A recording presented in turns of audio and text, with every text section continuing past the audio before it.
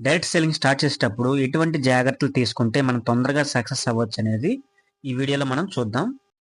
First మనం ఒక మంచి కంపెనీని సెలెక్ట్ చేసుకోవాలి. ఆ కంపెనీకి లీగాలిటీ పరంగా బాగుండాలి అండ్ మంచి ఎక్స్పీరియన్స్డ్ మేనేజ్మెంట్ ఉండాలి.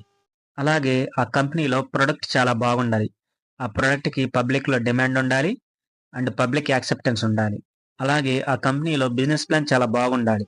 జనరేషనల్ ఇన్కమ్ ప్లాన్ అయి ఉండాలి. మోస్ట్ ఇంపార్టెంట్, అప్లైనర్ చాలా బాగుండాలి. మనం కరెక్ట్ అప్లైనర్ని చూజ్ చేసుకోవాలి.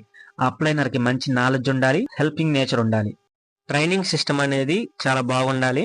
ఈ ట్రైనింగ్ సిస్టమ్ బాగున్నప్పుడే అందరూ సక్సెస్ అవ్వడానికి ఛాన్స్ ఉంటుంది. సో ఒక పర్సన్ డైరెక్ట్ సెల్లింగ్లో సక్సెస్ అవ్వాలంటే ఈ పాయింట్స్ అన్ని కన్సిడర్ చేయాలి. కంపెనీ గురించి స్టడీ చేయాలి, ప్లాన్ బాగుండాలి, ప్రొడక్ట్ బాగుండాలి, అప్లైనర్ బాగుండాలి, ట్రైనింగ్స్ బాగుండాలి. ఇవన్నీ బాగున్నప్పుడే మనం సక్సెస్ అవ్వడానికి స్కోప్ ఎక్కువగా ఉంటుంది.